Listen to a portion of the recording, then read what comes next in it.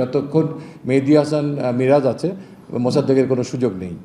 সৌম্য সরকার 2015 সাল থেকে আছেন, প্রায় লাস্ট 12-14 মাস থেকে তিনি আনফর্চুনেটলি 3টা ইনজুরিতে ভুগেছেন।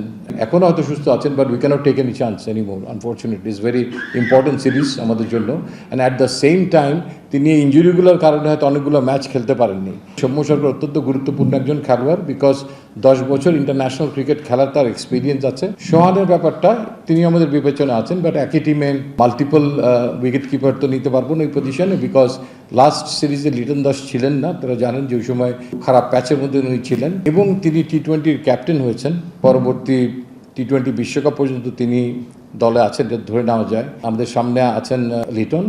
নুরুল হাসান সোহান আমাদের মাথায় অবশ্যই আছেন, কার্যকর একজন খেলোয়াড়, স্পেশালি 6-7-এ কেউ আমরা আগামীতে দেখতে পাবো বলে আশা করি। সোহানের ব্যাপারটা আমি একটু অ্যাড করে রাখতে চাই, তার জন্য কিন্তু একটা অপরচুনিটি আছে, একটা বড় ইন্টারন্যাশনাল টুর্নামেন্টে তিনি খেলতে পারবেন শ্রীলঙ্কার বিপক্ষে। এমডি মেহেদী হাসান মিরাজ ক্যাপ্টেন, তানজিদ হাসান, মোহাম্মদ পারভেজ হোসেন ইমন, এমডি নাইম শেখ, নাজমুল হোসেন শান্ত,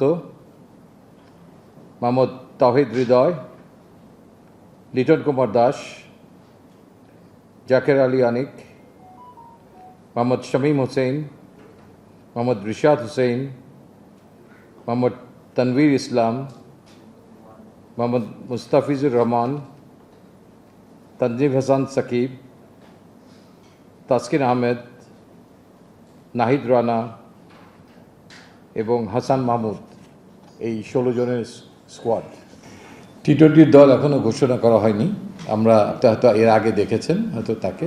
তবে আমার মনে হয় যে লোড ম্যানেজমেন্টের কথাটা সবসময় মাথায় রাখা হয়, তিনি অত্যন্ত একটু গুরুত্বপূর্ণ প্লেয়ার। তো আমরা আমাদের দলে যে 5 জন পেস বোলার রেখেছি একদিনের দলটাতে, এটা একটা অন্যতম কারণ যে মুস্তাফিজও ইনজুরি থেকে ফেরত এসছেন, তার ফ্র্যাকচার হয়েছিল। তাসকিন আহমেদ এসছেন, নাহিদ রানারও ওয়ার্কলোড ম্যানেজমেন্ট আছে। তো সেই কারণেই যাতে আমাদের কম্বিনেশনটা বেছে নিতে কোনো অসুবিধা না হয়, সেই দিকটাও নজর রাখা হয়েছে, যাতে পেস বোলিং অ্যাটাকে কোনো ঘাটতি না হয়। দেখেন, দল নির্বাচনের আগে আপনি কখনোই, এই মুহূর্তে আমরা নির্বাচকরা একটা বেস্ট পসিবল কম্বিনেশনের কথা ভাবি। সেইটা ভাবার সময় ওপেনিং জায়গাটা সবসময় একটা স্পেশালাইজ জায়গা, যেখানে কোনো একজন ওপেনারের কোনো ঘাটতি হলে, স্পেশালি একদিনের ক্রিকেট যেখানে অ্যাগ্রেশন আছে, তখন ন্যাচারালি আমাদের আরেকজন বিকল্প ওপেনারের কথা চিন্তা করা হয়। ইউজুয়ালি মোস্ট অফ দ্য টোরেই 3টা ওপেনার সাধারণত থাকে। তো সেই আলোকে আমাদের তখন চিন্তা করতে হচ্ছে যে এই মুহূর্তে আমাদের তৃতীয় ওপেনার হিসাবে সবচেয়ে ভালো এবং কে অ্যাভেলেবেল আছে, এবং সেই আলোকেই নাইম শেখ এসছেন টিমে। সৌম্য সরকার আমাদের সঙ্গে আছেন 2015 সাল থেকে আছেন। তো অতি সম্প্রতি যদি আপনি দেখেন, সে একটু ডিটেলই বলি, প্রায় লাস্ট 12-14 মাস থেকে তিনি আনফর্চুনেটলি 3টা ইনজুরিতে ভুগেছেন। একটা, তারা জানেন, শ্রীলঙ্কার এগেনস্টে যখন আমরা খেলছিলাম চিটাগংয়ে একদিনের ম্যাচ, তো সেখানে তার ACL ইনজুরিটা হয় এবং মাথায় একটু ব্যথা পান। তো ACLটাই মেজর ইনজুরি ছিল হাঁটুতে, সেখান থেকে রিকভার করে ফেরত আসেন। তারপরে ওয়েস্ট ইন্ডিজ আনফর্চুনেটলি তার আরেকটা বড় ইনজুরি হয় আঙ্গুলে, সেখানে অনেকগুলো স্টিচ পরে, অনেকদিন বাইরে ছিলেন। এবং অতি সম্প্রতি আমরা ইউই এবং পাকিস্তান সফরের জন্য তাকে দলে বিবেচনায় আনি।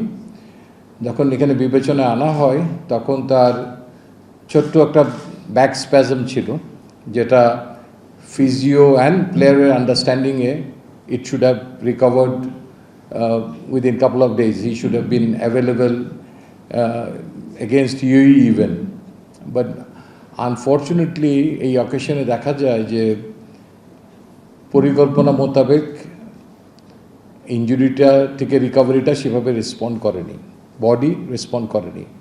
তো সেই আলোকে ওই সিরিজের কোনো ম্যাচই তিনি খেলতে পারেন না, এবং পরবর্তী পর্যায়ে পাকিস্তান সফরের জন্য তাকে দলে রাখতে পারা যায়নি বিকজ আমাদের ফিজিওর পরামর্শ মোতাবেক তার হিলাপের জন্য আরও যথেষ্ট সময় দরকার। তিনি এখন সুস্থ আছেন, প্র্যাকটিস করছেন। তিনি আমাদের একমাত্রই বলা যায় যে টপ 5-6-এর একজন, যিনি নাকি বলও করতে পারেন। তো আমরা চাই যে তাকে পূর্ণ সুস্থ রূপে, এখনও হয়তো সুস্থ আছেন, but we can't take any chance anymore, unfortunately. It's very important series আমাদের জন্য। And at the same time তিনি এই ইঞ্জুরিগুলোর কারণে হয়তো অনেকগুলো ম্যাচ খেলতে পারেননি। খেলতে পারলে সেই শ্রীলঙ্কা কিংবা ওয়েস্ট ইন্ডিজের পরে হয়তো তিনি তার পারফরমেন্স দিয়ে নিজেকে উজ্জীবিত করতে পারতেন। বাট বাই দিস টাইম ওই পজিশনে কিন্তু অনেকে ভালো খেলছে। এবং বিকল্প আজকে যে নাইম শেখ আসলেন, তিনিও কিন্তু তার যে খেলার ইন্টেন্সিটিটা, আমাদের টপ যে দুজন ওপেনার ব্যাটিং করছেন সেই একই ইন্টেন্সিটিতে ব্যাট করার মতো সক্ষমতা একটা নজির রেখেছেন কিন্তু ঢাকার ক্রিকেটে। তিনি তাকে কিছুটা বদলেছেন। আমার মনে হয় আপনারাও ফলো করেন, আপনারা সেই জিনিসটা দেখছেন। সো দ্যাট আমাদের এখন ওপেনিংয়ে 3 জন দাঁড়ালো যারা নাকি একই ইন্টেন্সিটিতে ব্যাট করার মতো capable. And at the same time আমরা আমাদের কাছে সৌম্য সরকার অত্যন্ত গুরুত্বপূর্ণ একজন খেলোয়াড়, বিকজ 10 বছর ইন্টারন্যাশনাল ক্রিকেট খেলার তার এক্সপিরিয়েন্স আছে। আমার বিশ্বাস যে সাম্প্রতিক ক্রিকেটের যে দাবি তার সঙ্গে তিনি খাপ খাইয়ে নিজেকে প্রস্তুত রাখবেন, এবং আমরাও বড় ক্যানভাসে তাকে সার্বিক সহযোগিতা করার জন্য সব কিছু আমরা অফার করব, এবং তিনি আমাদের মনে আছেন। বাট তাকে একই ইন্টেন্সিটিতে একইভাবে নিজেকে তার অভিজ্ঞতার আলোকে আরেক স্টেপ এগিয়ে নিয়ে আসতে হবে। অ্যান্ড সোহানের ব্যাপারটা তিনি আমাদের বিবেচনা আছেন, বাট একই টিমে আমরা মাল্টিপল উইকেট কিপার তো নিতে পারবো না এই পজিশনে, বিকজ লাস্ট সিরিজে লিটন দাস ছিলেন না। তারা জানেন যে ওই সময় একটু খারাপ প্যাচের মধ্যে উনি ছিলেন। একটা সময় ইজ এ বেস্ট হিলার, সেই কারণে, এবং তিনি টি-20-র ক্যাপ্টেন হয়েছেন। সো দ্যাট পরবর্তী টি-20 বিশ্বকাপ পর্যন্ত তিনি দলে আছেন, ধরে নেওয়া যায়। সো দ্যাট কাউকে ভালো ফর্মে পিচে অধিক সময় ব্যয় করার জন্য আমরা নির্বাচক মণ্ডলী মনে করি যে ওয়ানডে ক্রিকেট খুব আদর্শ একটা সময়। তিনি যদি সেই জায়গাটায় একটু দীর্ঘ সময় খেলতে পারেন, সেই পারফরমেন্সটা তিনি তার জন্য সুবিধা হবে ক্যারি আউট করার জন্য টি-20-তেও।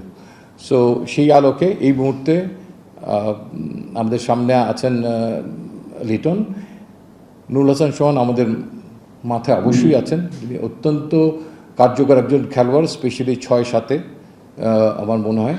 তো তাকেও আমরা আগামীতে দেখতে পাবো বলে আশা করি।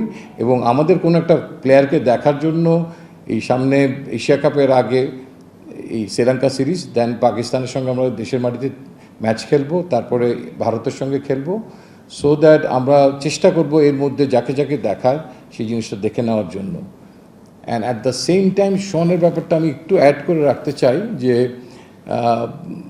তার জন্য কিন্তু একটা অপরচুনিটি আছে, আর একটা ইন্টারন্যাশনাল ক্রিকেট না হলেও একটা বড় ইন্টারন্যাশনাল টুর্নামেন্টে তিনি খেলতে পারবেন। সো দ্যাট সাইমেন্টেনিয়াসলি আমাদের এখান থেকে যারা হয়তো এই শ্রীলঙ্কান সফরে যেতে পারছেন না, তাদের একটা বড় অংশই কিন্তু সেখানে একই মাপের না হলেও কাছাকাছি মানের একটা হোয়াইট বল ক্রিকেটের মধ্যে তারা থাকবেন, যেটা আমাদেরকে সবাইকে একটা বড় অপরচুনিটি দিচ্ছে আমাদেরকে অবজার্ভ করার জন্য।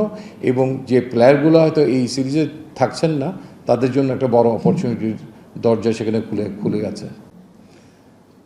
আমি বলতে পারি যে সোহানের যদি ফিঙ্গার ইঞ্জুরি না হতো, আমার ধারণা যে তিনি প্রায় 1 বছর কিন্তু এই ফিঙ্গার ইঞ্জুরির কারণেই ট্রিটমেন্টের মধ্যে ছিলেন, তাহলে তিনি আরও অনেক শক্ত অবস্থানে পৌঁছে যেতে পারতেন।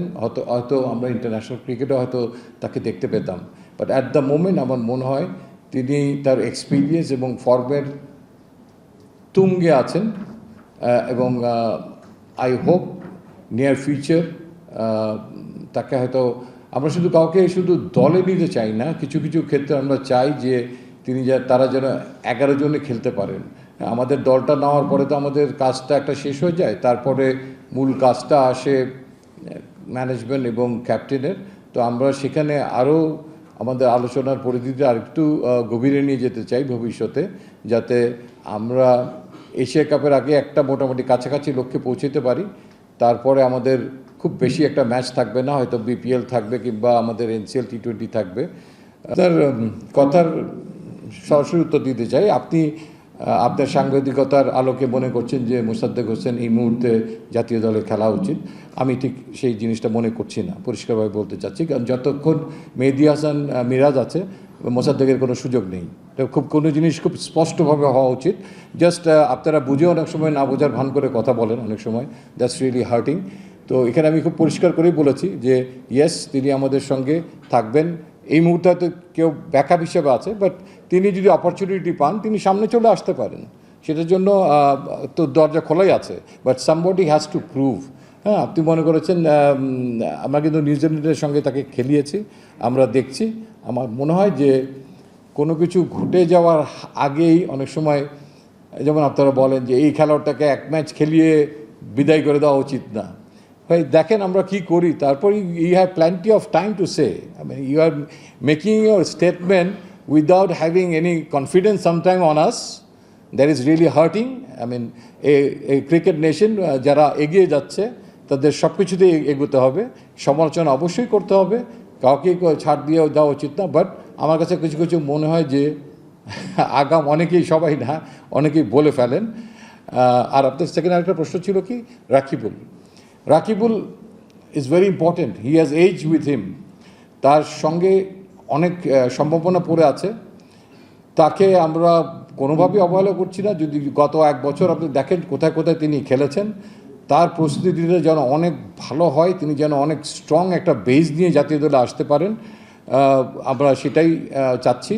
এবং এইচপিতে এই বছরটা তাকে ক্যারি করার যে কারণটা, সেটা হচ্ছে আমার মনে হয় যে বাংলাদেশের ইতিহাসে স্মরণকালে এত ভালো কোচিং স্টাফ নিয়ে কখনো এইচপি ট্রেনিং করেনি।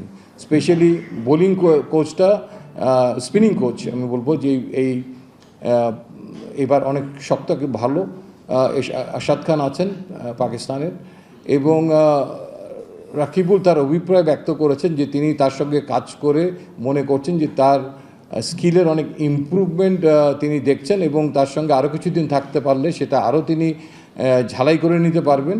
সেই অনুরোধের পরিপ্রেক্ষিতে তাকে এইচপিতে রাখা হয়েছে। এবং আপনারা সবাই জানেন যে তানভীর অ্যান্ড নাসুমের পরে পাশাপাশি রাকিবুলই একমাত্র আরেকজন স্পিনার যিনি নাকি সবারই দৃষ্টি আকর্ষণ করছেন ক্রিকেট ফলোয়ারদের। সবসময় না মানে স্ট্যাট বেস জিনিসগুলোর দিকে আমরা অনেক সময় বেশি একটু ফোকাস হয়ে যাচ্ছি। স্ট্যাটটা দেখা দরকার, কোনো সন্দেহই নেই। বাট তিনি যে তার ব্যাটিংয়ের প্যাটার্নটা বদলেছেন, আমার মনে হয় যে খেলাগুলো সব টেলিকাস্ট করা হয়েছে, ডোমেস্টিক ক্রিকেটের খেলাও এবং নিউজিল্যান্ডের সঙ্গে যদি বললেন সেটাও। তো অ্যাকচুয়ালি কেউ যদি লাস্ট করতে না পারে ইনিংসটা, তাহলে অনেক সময় কিন্তু বোঝাটা মুশকিল। বাট এটা পরিষ্কার নেটসে এবং অন্যান্য জায়গার খেলা দেখে যে তিনি অত্যন্ত যোগ্য একজন দাবিদার আমাদের চোখে। আপনার চোখে ভিন্ন কিছু হতে পারে, আই মিন এটা হইতেই পারে যে কেউ তার মতামত ব্যক্ত করতে পারে। তার পাশাপাশি আমাদের যে অপশন আছে সেই জায়গায় আমরা একটা জিনিস কিন্তু খুব পরিষ্কার বললাম যে আমাদের সিলেকশন ক্রাইটেরিয়ার দুটো জিনিস। সম্যর ব্যাপারে আপনারা কথা বলেছেন যে we want as a experience player he should bat with more intent. And secondly হচ্ছে যে আমরা কোনো ঝুঁকি নিতে চাইনি এই মুহূর্তে, যে তিনি একটা ইনজুরি থেকে তার রিকভারির process was very slow. So আরেকটা টুর্নামেন্টে সেই জন্য তাকে আরেকটা অন্যতম কারণ বিবেচনায় রাখা হয়নি। সো তারপরে আমার কাছে মনে হয় যে আমাদের কাছে মনে হয়েছে যে এখানে নাঈম শেখই অত্যন্ত ডিজার্ভিং ক্যান্ডিডেট, এবং তার ব্যাটিংয়ের কী পরিবর্তন হয়েছে সেগুলো আমরা বলার চেষ্টা করেছি। এবং নাঈমের পরে হয়তো বিবেচনা যদি আপনাদের কারোর চোখে কিছু থাকতেই পারে, তো সেক্ষেত্রে আমরা আমাদের বিবেচনায় যে ওই পজিশনটার জন্য নাঈম শেখকেই সবচেয়ে উপযুক্ত মনে করছি এই মুহূর্তে। বাট ডেফিনেটলি যখন আমরা দেখব যে ধারাবাহিকভাবে মাঠে ভালোভাবে আবার বিচরণ করছেন সৌম্য শেখ, মাঠ ভালো সৌম্য সরকার, মাফ করবেন, সৌম্য সরকার, তো নিশ্চয়ই যেগুলো আমি বললাম যে 2027কে লক্ষ্য রেখেই যে তিনি কিন্তু আমাদের মনে আছেন, আমাদের লিস্টে আছেন। তো কাজেই এখানে অন্য কোনো কিছু চিন্তার অবকাশ নাই। বাট প্রত্যেককে ডিজার্ভিং ক্যান্ডিডেট হিসাবে আসতে হবে। আর কে কত বছর ধরে খেলছেন, কি করেছেন আগে, তার থেকে এখন কি করতে পারেন, কি সক্ষমতা রাখেন, cricket is changing A lot. So that সেই অনুযায়ী প্রত্যেককে নিবেদনটা সবারই বাড়াতে হবে মাঠে। ফিল্ডিং করতে হবে 120 বল কিংবা একদিনের ম্যাচে 300 বল। সেই জায়গায় আপনি দেখেন যে মুশফিকুর রহিমের কথাই বলি, লাস্ট টেস্ট ম্যাচে তার রান আউটটা, this kind of brilliant throw, brilliant agility is very much needed for every one. আমি ইন জেনারেল বলতেছি না, প্রত্যেকের জন্য আমি বলতেছি যে ফিল্ডিং একটা ইম্পর্টেন্ট পার্ট হয়ে যাচ্ছে। ভবিষ্যতে কার দলে বাদ পড়ে যাওয়ার কোনো কারণ অনেক সময় ফিল্ডিংও হয়ে যেতে পারে, তাকে কিছু নাম্বার তাকে পিছিয়ে দিতে পারে। সো দ্যাট আমার মনে হয় যে সেই জন্য ফিল্ডিং কোচ কত ইম্পর্টেন্ট। আপনারা ফিল্ডিং কোচ না থাকলে বলেন যে দলের সঙ্গে কেন ফিল্ডিং কোচ নেই। সো দ্যাট প্রত্যেকটা জিনিসই ইম্পর্টেন্ট, বোলিং ব্যাটিংয়ের পাশাপাশি ফিল্ডিং। সো আই থিঙ্ক অনেক বেশি কথা বলে ফেললাম বোধ হয়।